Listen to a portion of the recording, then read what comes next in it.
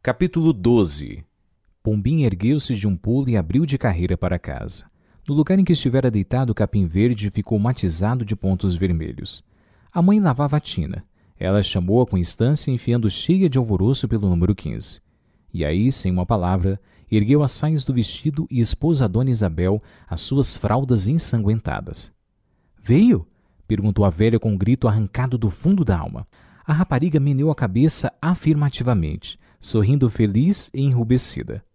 As lágrimas saltaram dos olhos da lavadeira.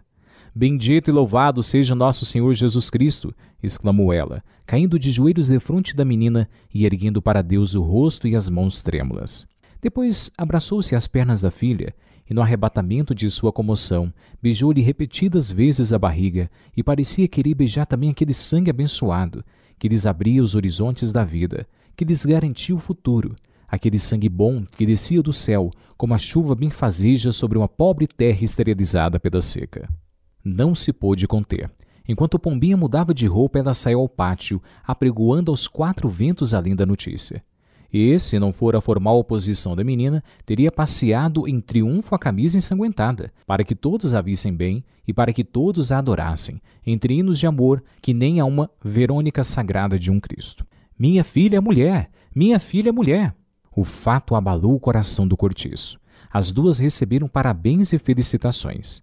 Dona Isabel acendeu velas de cera à frente do seu oratório, e nesse dia não pegou mais no trabalho. Ficou estonteada, sem saber o que fazia, a entrar e a sair de casa, radiante de ventura.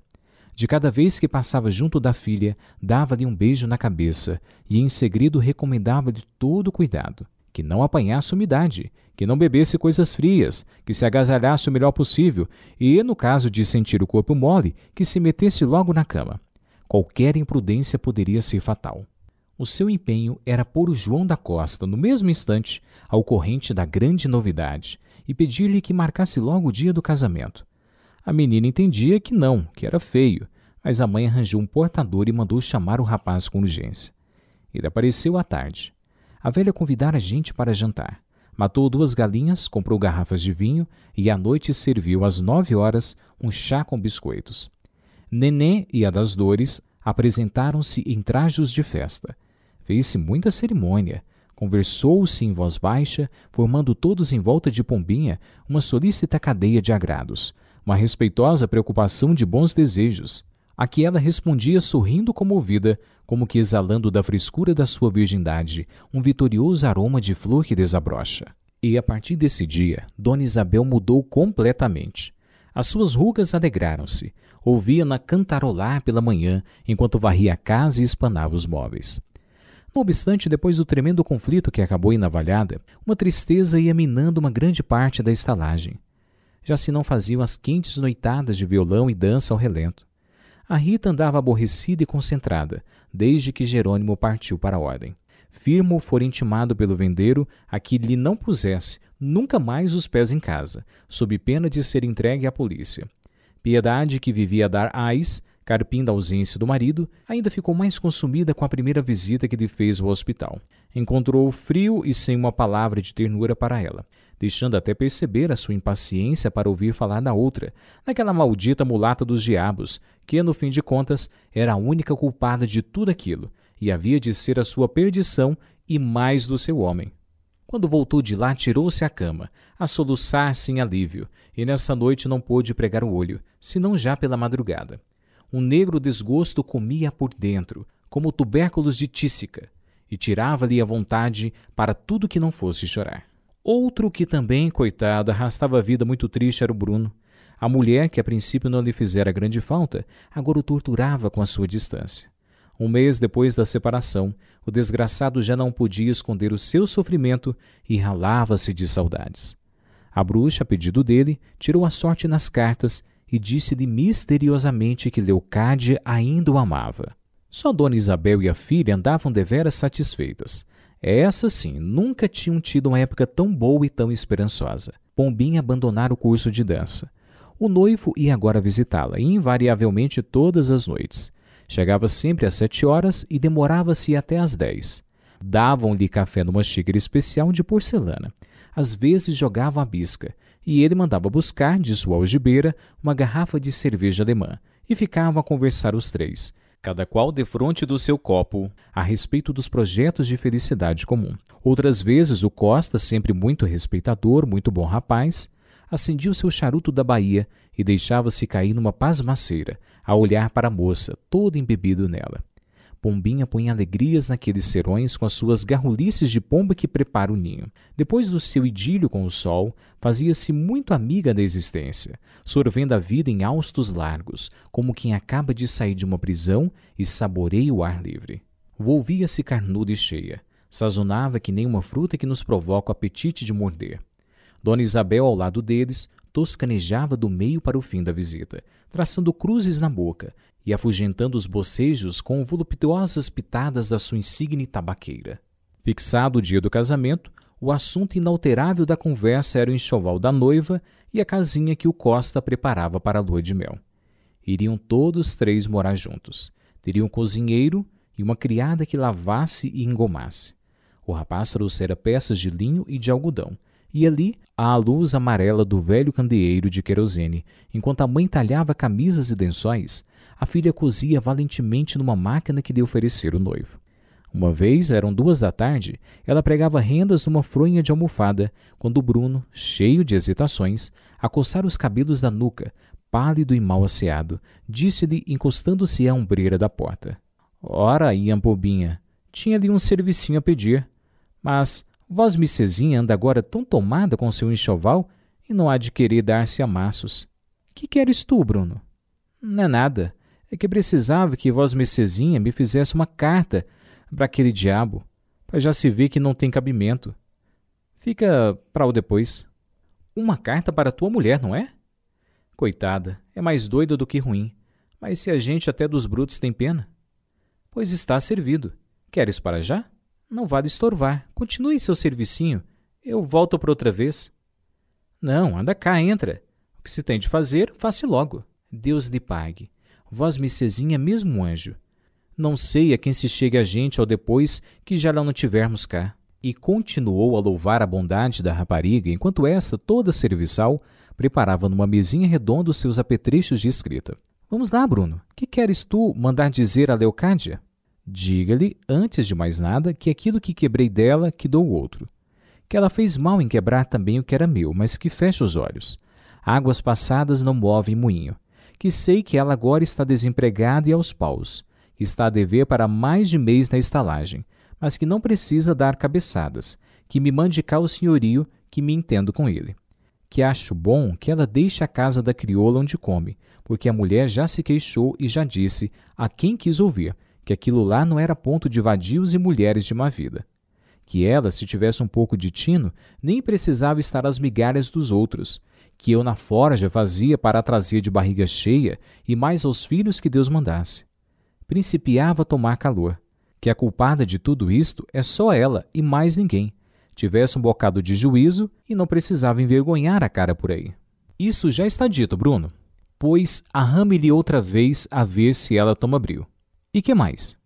Que lhe não quero mal, que nem lhe rogo pragas, mas que é bem feito que ela amargue um pouco do pão do diabo, para ficar sabendo que uma mulher direita não deve olhar senão para seu marido, e que, se ela não fosse tão maluca, já aí vai você repetir ainda uma vez a mesma cantiga.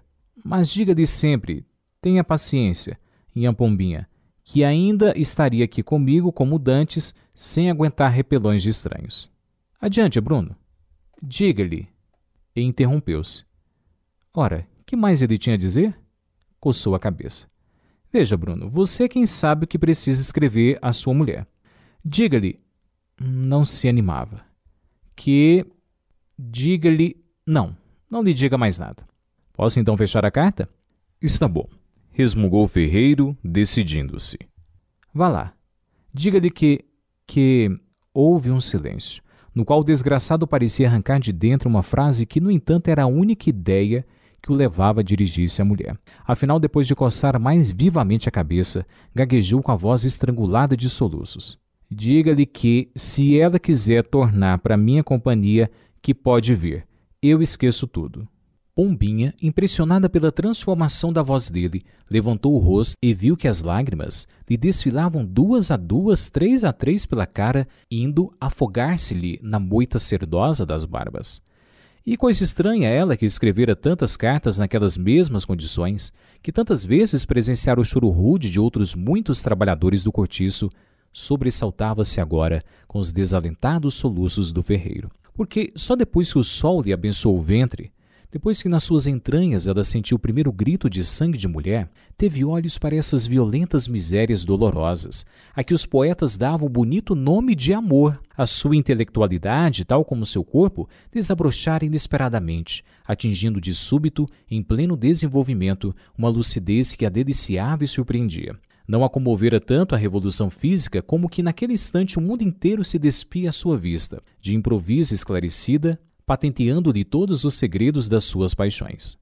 Agora, encarando as lágrimas do Bruno, ela compreendeu e avaliou a fraqueza dos homens, a fragilidade desses animais fortes, de músculos valentes, de patas esmagadoras, mas que se deixavam encabrestar e conduzir humildes pela soberana e delicada mão da fêmea. Aquela pobre flor de cortiço, escapando à estupidez do meio em que desabotoou, tinha de ser fatalmente vítima da própria inteligência. À míngua de educação, seu espírito trabalhou a revelia e atraiçoou-a, obrigando-a a tirar da substância caprichosa da sua fantasia de moça ignorante e viva a explicação de tudo que lhe não ensinaram a ver e sentir. Bruno retirou-se com a carta.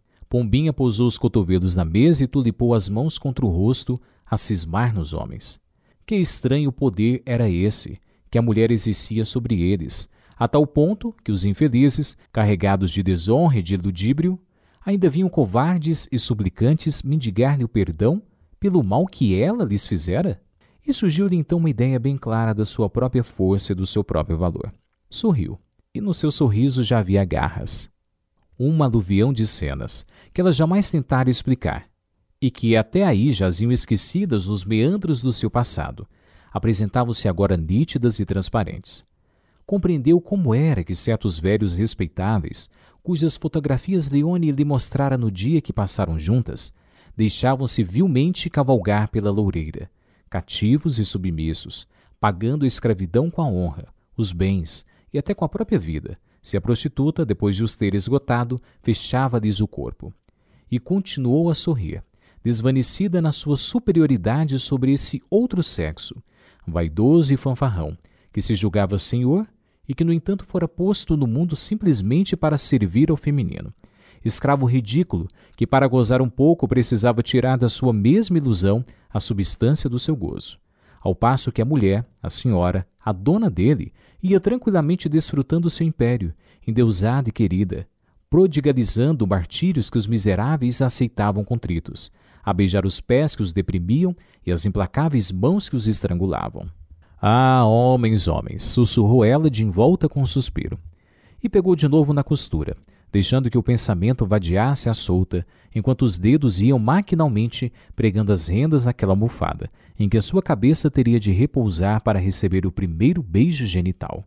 Num só lance de vista, como quem apanha uma esfera entre as pontas de um compasso, mediu com as antenas da sua perspicácia mulheril toda aquela esterqueira, onde ela, depois de se arrastar por muito tempo como larva, um belo dia acordou borboleta à luz do sol, e sentiu diante dos olhos aquela massa informe de machos e fêmeas, a comichar, a fremir concupiscente, sufocando-se uns aos outros, e viu o Firmo e o Jerônimo atassalharem-se, como dois cães que disputam a cadela da rua, e viu Miranda, li defronte, subalterno ao lado da esposa infiel, que se divertia a fazê-lo dançar a seus pés seguro pelos chifres, e viu Domingos, que fora da venda furtando horas ao sono, depois de um trabalho de barro e perdendo o seu emprego e as economias ajuntadas com sacrifício, para ter um instante de luxúria entre as pernas de uma desgraçadinha irresponsável e tola, e tornou a ver o Bruno a soluçar pela mulher, e outros ferreiros e hortelões, e cavouqueiros, e trabalhadores de toda espécie, um exército de bestas sensuais, cujos segredos ela possuía, cujas íntimas correspondências escrevera dia a dia, cujos corações conhecia como as palmas das mãos, porque a sua escrivaninha era um pequeno confessionário, onde toda a salsugem e todas as fezes daquela praia de despejo foram arremessadas espumantes de dor e aljofradas de lágrimas. E na sua alma enfermiça e aleijada, no seu espírito rebelde de flor mimosa e peregrina criada no monturo, violeta e infeliz, que um estrume forte demais para ela atrofiara, a moça pressentiu bem claro que nunca daria de si ao marido que ia ter uma companheira amiga, leal e dedicada. Pressentiu que nunca o respeitaria sinceramente como a um ser superior por quem damos a vida, que nunca lhe votaria entusiasmo e, por conseguinte, nunca lhe teria amor. Desce de que ela se sentia capaz de amar alguém, se na terra houvera homens dignos disso. Não amaria de certo, porque o Costa era como os outros, passivo e resignado, aceitando a existência que lhe impunham as circunstâncias, sem ideais próprios, sem temeridades de revolta, sem atrevimentos de ambição, sem vícios trágicos, sem capacidade para grandes crimes. Era mais um animal que viera ao mundo para propagar a espécie, um pobre diabo, enfim, que já adorava cegamente e que mais tarde, com ou sem razão, derramaria aquelas mesmas lágrimas, ridículas e vergonhosas, que ela vira decorrendo em quentes camarinhas pelas ásperas e maltratadas barbas do marido de Leocádia. E não obstante, até então, aquele matrimônio era o seu sonho dourado. Pois agora, nas vésperas de obtê-lo, sentia repugnância em dar-se ao noivo, e se não for a mãe, seria muito capaz de dissolver o ajuste. Mas daí a uma semana, a estalagem era toda em rebuliço desde logo pela manhã. Só se falava em casamento. Havia em cada olhar um sanguíneo reflexo de noites nupciais. Desfolharam-se rosas à porta da Pombinha. Às 11 horas parou um carro à entrada do cortiço com uma senhora gorda, vestida de seda cor de pérola. Era a madrinha que vinha buscar a noiva para a igreja de São João Batista. A cerimônia estava marcada para o meio-dia. Toda esta formalidade embatucava os circunstantes, que se alinhavam imóveis defronte do número 15, com as mãos cruzadas atrás, o rosto paralisado por uma comoção respeitosa. Alguns sorriam enternecidos, quase todos tinham os olhos ressombrados d'água. Pombinha surgiu à porta de casa, já pronta para desferir o grande voo, de véu e grinalda, toda de branco, vaporosa, linda. Parecia comovida. Despedia-se dos companheiros atirando-lhes beijos com seu ramalhete de flores artificiais. Dona Isabel chorava como criança, abraçando as amigas uma por uma. «Deus lhe ponha virtude», exclamou a machona, «e que lhe dê um bom parto, quando vier a primeira barriga». A noiva sorria, de olhos baixos. Uma fímbria de desdém toldava-lhe a rosada candura de seus lábios. Encaminhou-se para o portão, cercada pela bênção de toda aquela gente, cujas lágrimas rebentaram afinal, feliz cada um por vê-la feliz e em caminho da posição que lhe competia na sociedade. Não, aquela não nascera para isto, sentenciou Alexandre, retorcendo o reluzente bigode. Seria lástima se a deixassem ficar aqui. O velho Libório, cascalhando uma risada decrépita, queixou-se de que o maganão do Costa lhe passara a perna roubando-lhe a namorada. Ingrata, ele que estava disposto a fazer uma asneira. Neném deu uma corrida até a noiva, na ocasião em que esta chegava à carruagem, e, estalando-lhe um beijo na boca, pediu-lhe com empenho que se não esquecesse de mandar-lhe um botão da sua grinalda de flores de laranjeira. Diz que é muito bom para quem deseja casar, e eu tenho medo de ficar solteira. É todo o meu susto. Todo o meu susto.